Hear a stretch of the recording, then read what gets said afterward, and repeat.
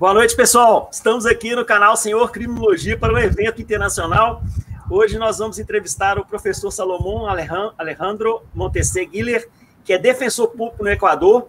E o evento vai ser presidido pelo meu amigo Rodrigo Murado Prato, defensor público de Minas Gerais, mestre e um autor de livros, tradutor do livro do professor Zaffaroni e uma grande referência na América do Sul. Gente, passa então o comando do evento para o professor Rodrigo. Professor Rodrigo, seja bem-vindo, professor Salomão e Rodrigo. A noite é sua.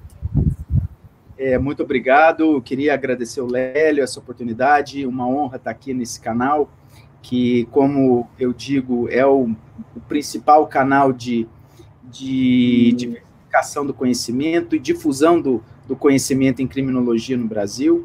É um canal que é voltado para todo mundo, tanto aqueles que estão se preparando para concursos públicos, aqueles que são advogados, que são professores, aqueles que são juízes, que são promotores de justiça, fiscais ou defensores públicos, enfim, todos aqueles que de alguma forma trabalham com criminologia.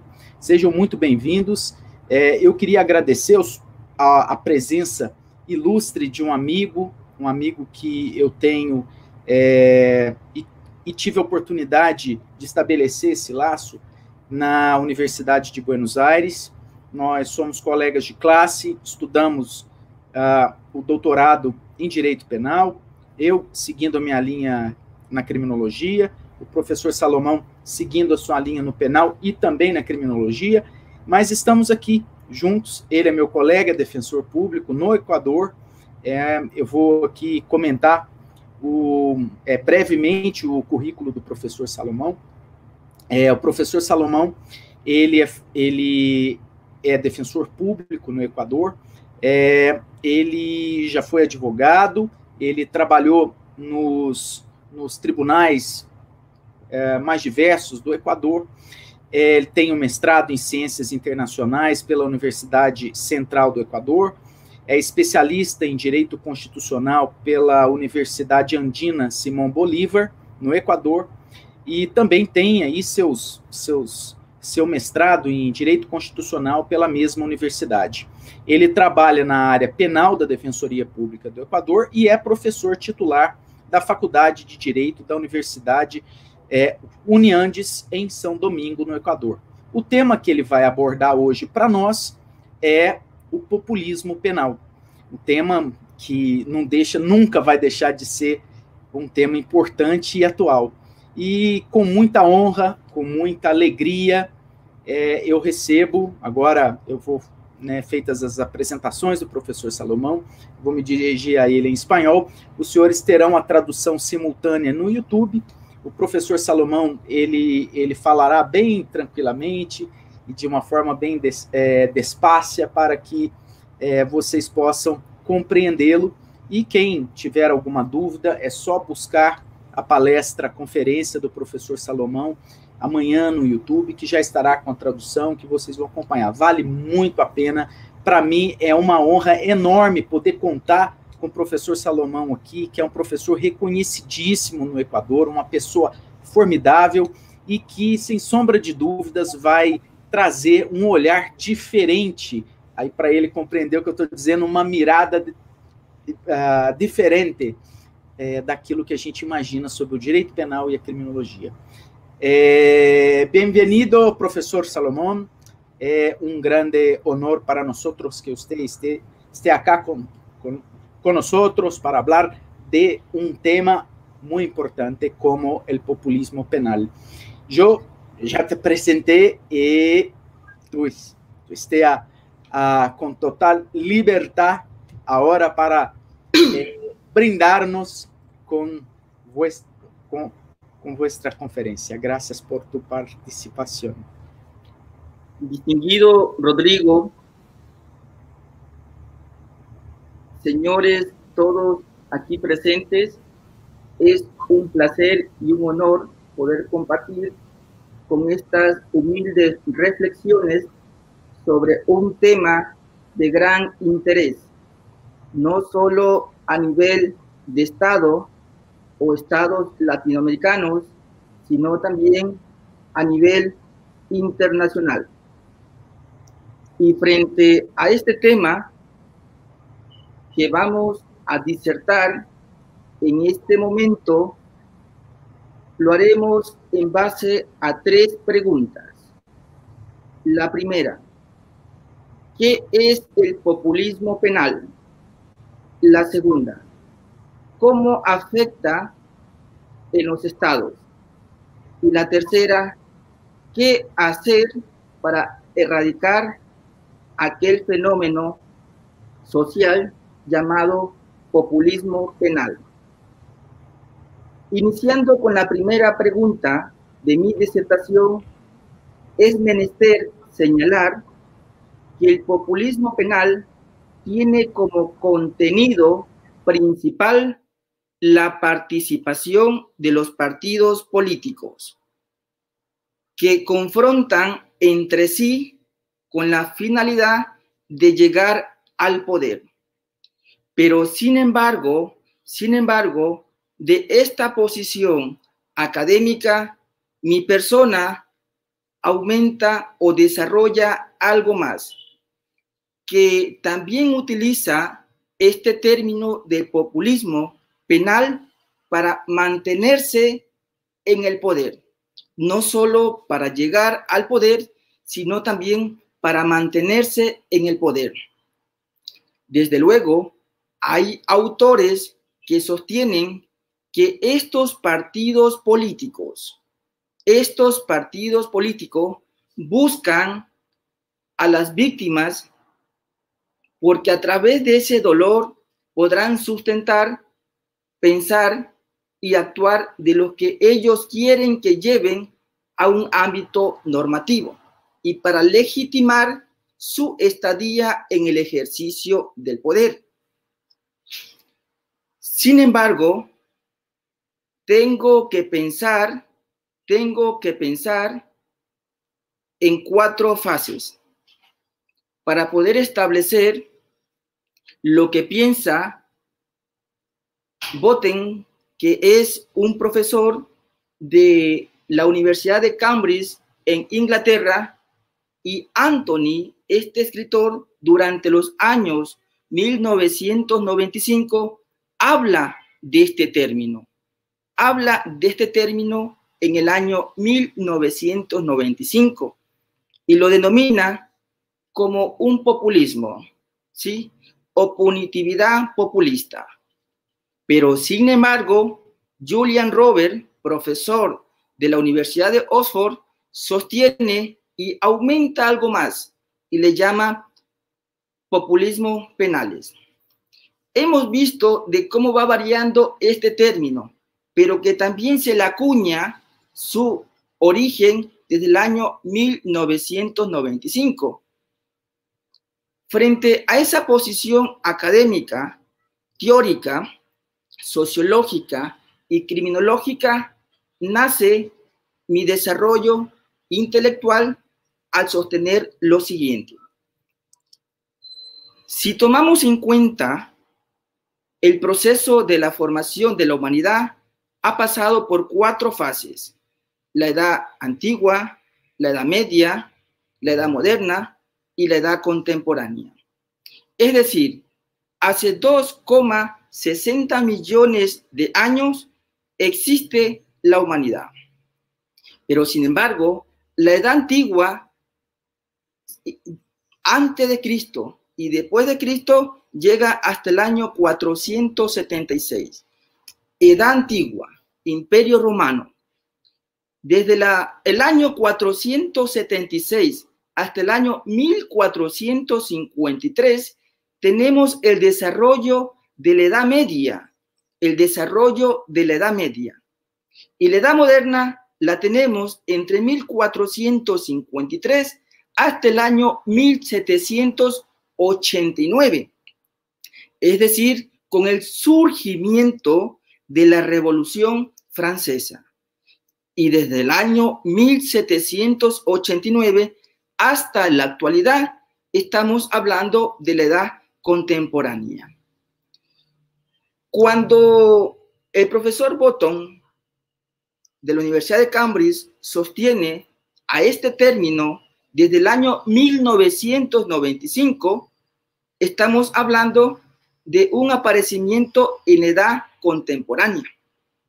Es decir, para él, el populismo o la punidad populista tiene un origen en edad contemporánea.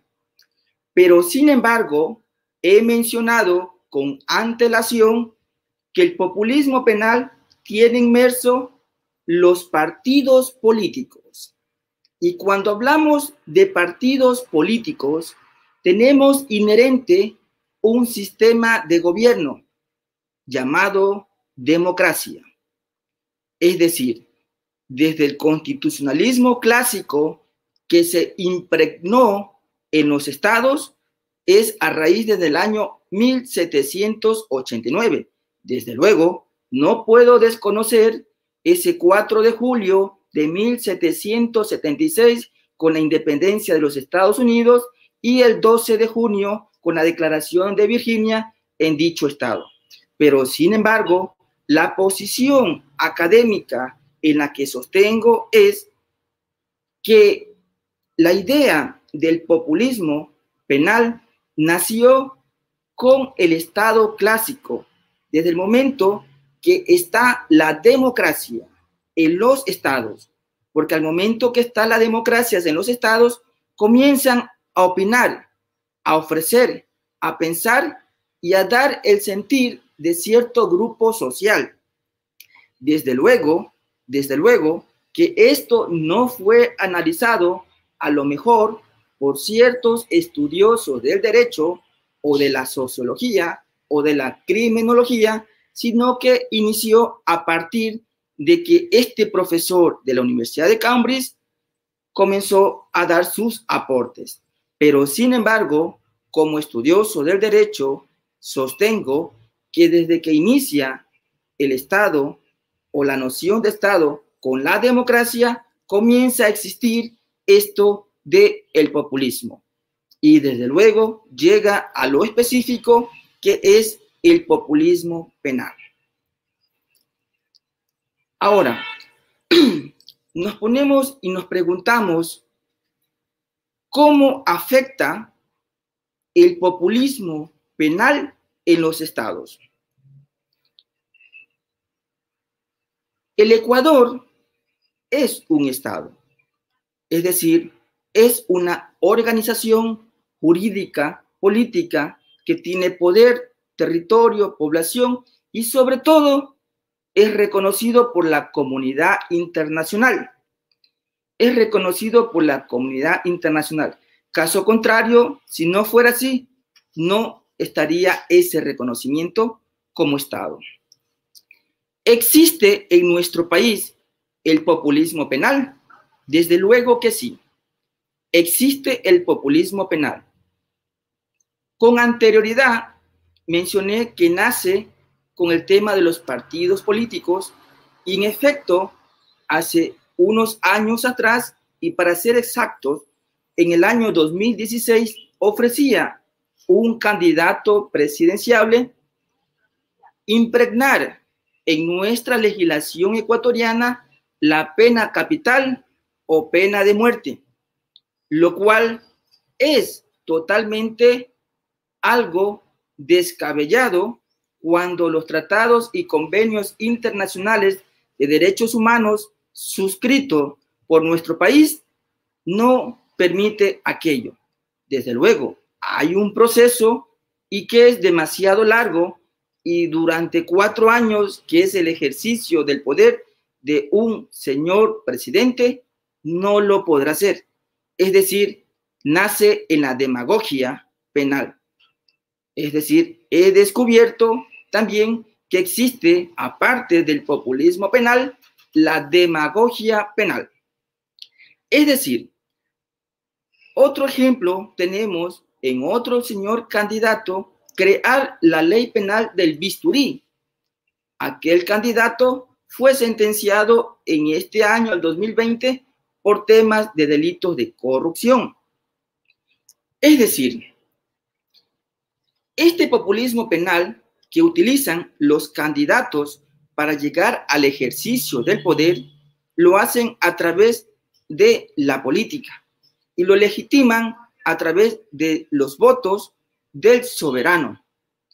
Luego lo normativizan y lo hacen en un derecho positivo, o legislado. Así tenemos otro ejemplo. En los casos en que una persona, llámese el hombre, maltrata a su pareja, le nace una contravención penal, pero a reglón seguido tiene una orden de alejamiento. Y si no se aleja de la persona que le ha lastimado o le ha ofendido o le ha golpeado, puede incurrir ya no en una contravención penal, sino en un delito penal. Y esta figura jurídica se llama incumplimiento de autoridad competente o de decisiones de autoridad competente.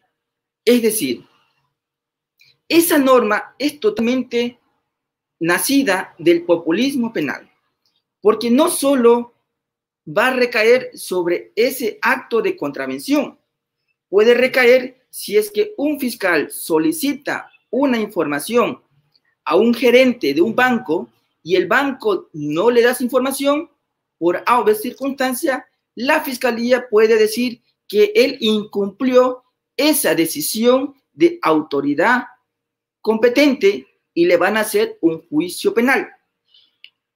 Otro ejemplo, si una persona no paga pensiones alimenticias y desobedece esa orden de autoridad competente, puede dar origen a un proceso penal. O si que alguien tiene una prohibición de salida del país en el Ecuador, y se va por las fronteras y luego determinan que efectivamente ha incumplido esa orden de autoridad competente, también le pueden hacer un juicio penal. Es decir, nos estamos imaginando la magnitud de la normativización de lo que se llama el populismo penal ejercido por quienes tienen esa potestad al momento determinado de legislar. Pero sin embargo, el legislador en ciertos momentos no legisla lo que va a suceder en contra de ellos, como el caso de una ley de extinción de dominio que se estaba debatiendo en la Asamblea y no dieron paso en los casos de delitos de corrupción. Esos temas que son inherentes a toda la nación no son legislados por los señores que ejercen la potestad legislativa. Pero sin embargo, nos ponemos a pensar, esto que pasa en la República del Ecuador tiene una dimensión en el contexto latinoamericano y he podido palpar que efectivamente el populismo penal tiene una dimensión en el contexto latinoamericano. ¿Y por qué sostengo aquello? Porque en nuestro contexto latinoamericano tenemos estados como el estado de Colombia, el estado de Perú, el estado de Uruguay, el estado de Brasil, el estado de Argentina, el estado de Chile, México, entre otros. Entonces tenemos una república donde está inherente la democracia. ¿Existen partidos políticos ahí? Desde luego que existen partidos políticos. Existen candidatos que pueden ofrecer cosas que se van fuera del contexto de los derechos humanos o fuera de la ratificación o suscripción que un Estado haya hecho con ciertos instrumentos internacionales de derechos humanos. Desde luego que sí. Entonces, el populismo penal está inherente en el contexto latinoamericano.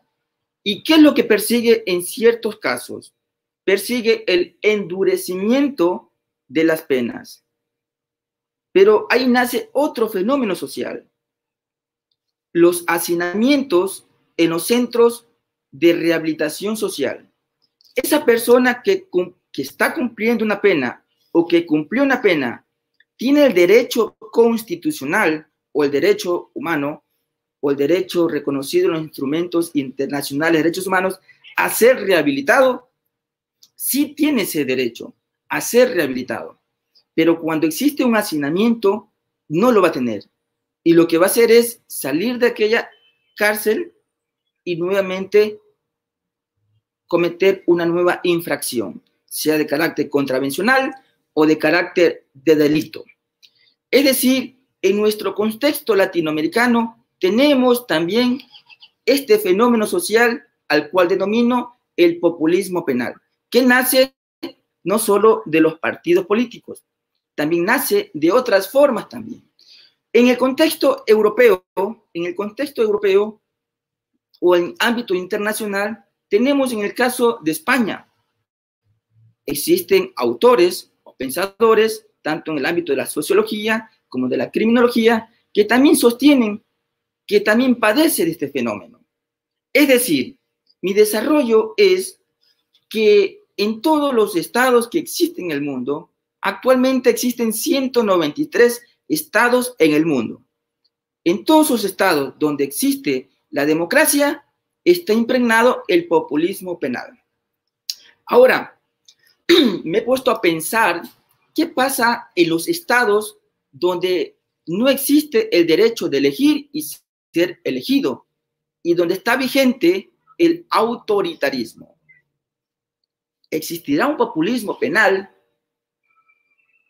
en esos estados que está el autoritarismo, la dictadura? Desde luego que sí existe, porque esa persona que está ejerciendo ese acto lo hace y decide y crea normas también, fácticas o contrarias a todo principio, pero lo hace y ofrece ciertas cosas a cambio de vulneración de muchos derechos.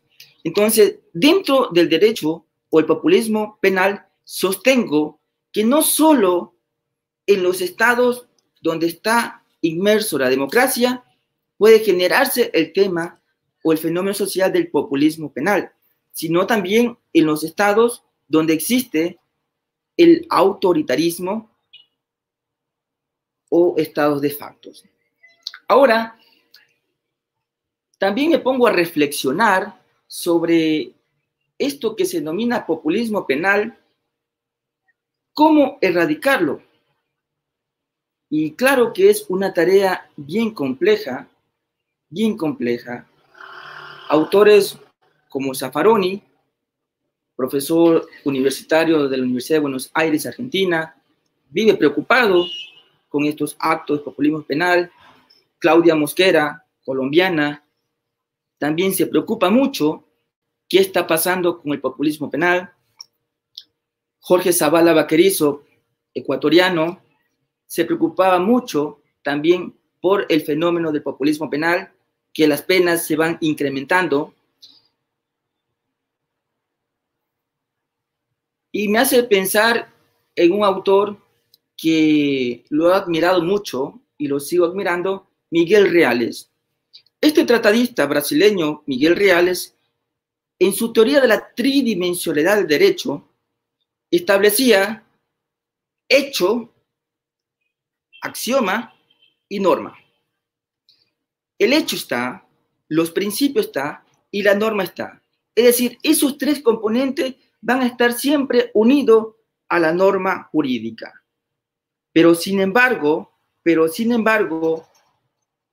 en la teoría de la inteligencia de la razón, que se refiere al hacer, ¿qué está pasando? ¿Están aplicando las normas jurídicas el jus puniendi a través de la fiscalía? ¿O acaso lo político determina lo jurídico? Cuando un político te dice, no quiero que a tal persona lo investigues porque es mi familiar o porque es alguien muy fuerte en el poder, es parte del populismo penal. Es parte del populismo penal blindarse para cuidarse y proteger sus intereses. Todo esto nace desde el ejercicio del poder, nace desde la legitimización que genera el propio soberano. Y frente a estas interrogantes, estas reflexiones, he pensado que como aporte dentro del campo del pensamiento y de la reflexión, tanto de la lógica formal o de la lógica jurídica, que la educación es un factor muy importante, pero no solo en el ámbito de transformar a la persona con un punto de vista cognitivo, sino también desde un punto de vista del hacer y del ser. Lo que mencionaba con anterioridad de la inteligencia emocional y de la inteligencia de la razón. Hacer y ser, que es mucho lo que nos está faltando en nuestras sociedades y sobre todo en el Ecuador.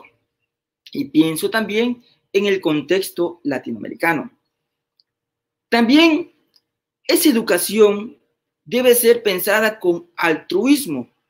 Alguna vez leía a Bernardo Klimberg, profesor argentino, que sostiene que el altruismo es algo que no se está trabajando en las universidades.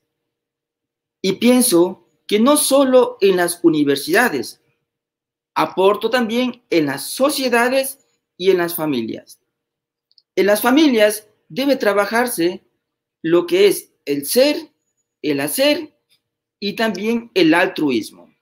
Porque estas familias van a comenzar a unirse y van a ser parte de las sociedades.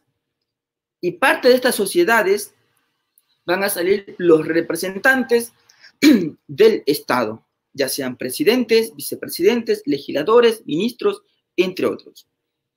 Entonces, la educación. Pero también he sostenido y sostengo la moral. La moral nos permite distinguir entre lo bueno y lo malo, entre la rectitud del pensamiento. Y estoy escribiendo algo y sostengo porque he descubierto que la moral ha muerto y que quedamos pocos hijos huérfanos de la moral y que se ha creado un sistema de antivalores que está subsumiendo a los hijos huérfanos de la moral, para que luego ese sistema sea tan fuerte y diga: los valores, los principios no sirven de nada. Te unes al sistema y el sistema es así. Lo cual es muy peligroso, y como estudioso de la filosofía y del pensamiento abstracto, sostengo que el Estado ecuatoriano no se pregunta eso. No hacen seminarios de qué es la moral, de qué es la ética, cómo fortalecer la moral, cómo fortalecer la ética, porque el fortalecimiento de esa moral, fortalecimiento de esa ética, el fortalecimiento de esa educación con altruismo y del hacer y del ser va a generar la erradicación de un populismo, de prometer lo que no vamos a hacer. Este populismo penal destrona totalmente las formas de pensar, de actuar y de hacer de algo ya totalmente estructurado. Es decir, el populismo y el populismo penal lo que quieren es que estas ideas de ellos rompan nuevos paradigmas para que todo sea un caos. Y cuando pasa eso, algún momento un profesor europeo de España llamado José María Collados nos hizo reflexionar que la ciencia puede llegar a una crisis total y la gente dirá: hay que quemar los libros, hay que quemar a los científicos, porque solo ha causado daño a la humanidad. Y me pongo a pensar, cuando todo esto esté calcinado, ¿podremos vivir sin la ciencia? Y la respuesta es no. Pero los estados, a nivel del contexto latinoamericano que me he puesto a revisar durante mi tierna juventud, se están calcinando los valores, los principios y el hacer y el ser. Cuando nos ponemos a pensar sobre el populismo penal, tenemos que también comprender que tiene una idea central que es el populismo. Y que este populismo puede llegar a determinar que en efecto es todo lo que él quiere conseguir a través de consentimientos positivos o negativos, pero que lesionan al resto de la humanidad que más pensante. Y de ahí nace, desde mi punto de vista, desde el factor política, un anti-intelectualismo.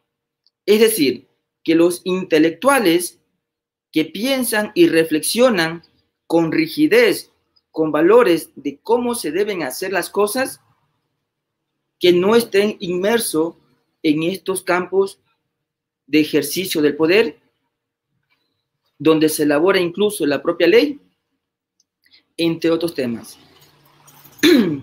La gran preocupación, desde mi punto de vista, para la sociología, para la criminología, hay un sociólogo que se llama David Galvin. Este sociólogo escribe un contenido filosófico de una cultura de control a la sociedad. Y me hace acordar algo de Michel Foucault, de los sistemas normativos de control.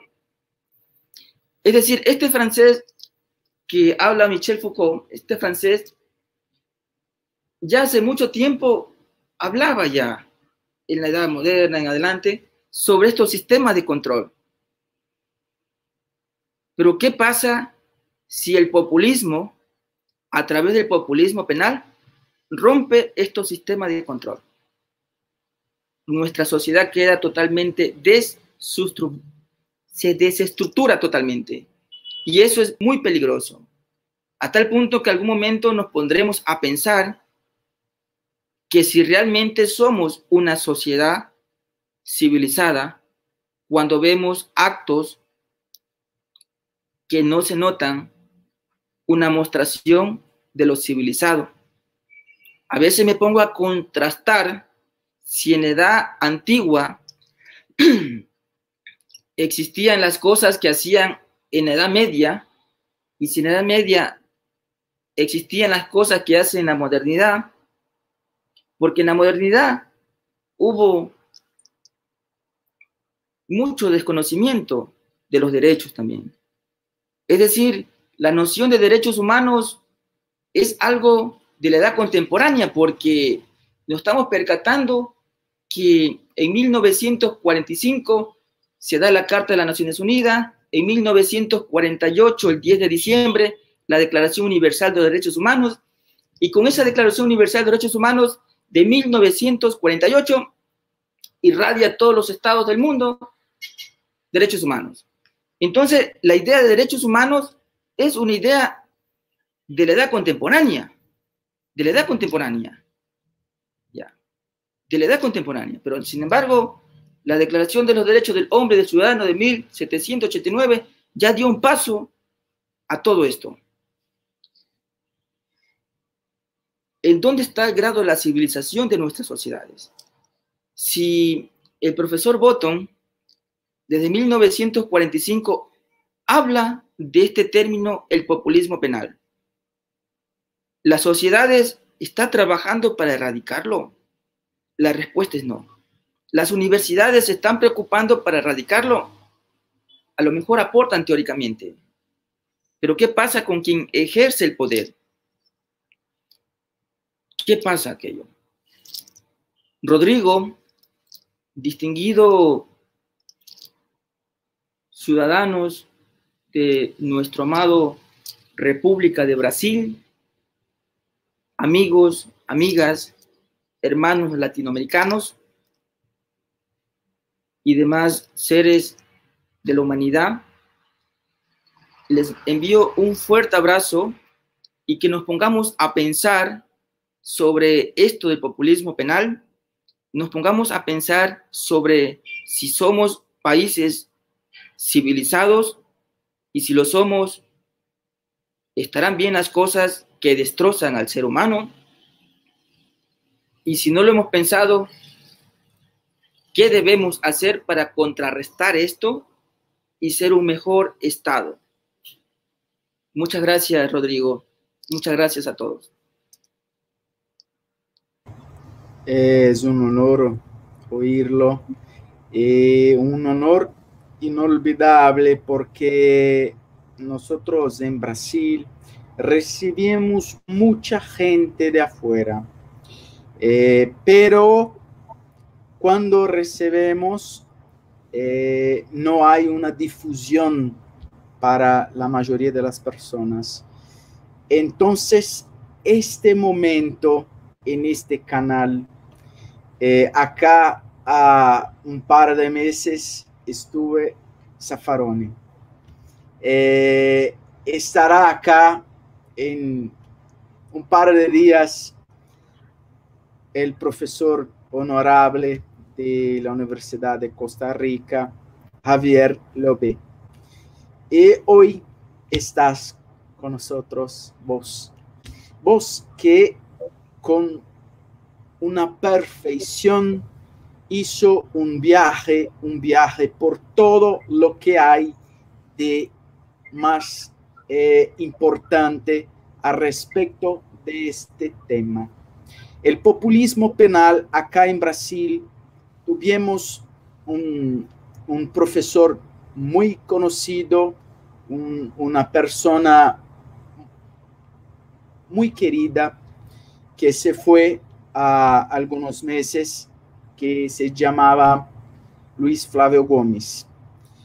Luis Flávio Gomes hizo de todo en el derecho, fue juez, fiscal, abogado y diputado federal. Escribió un libro que se llama El populismo penal, con una mirada un poco para las cosas que hay acá en Brasil, pero son reflejo lógico de todo el mundo. Mas usted hizo algo mucho mayor. Usted hizo un viaje por toda la historia y la fundamentación histórica de lo que es el populismo penal. Hizo eso con una tranquilidad, una amabilidad muy grande.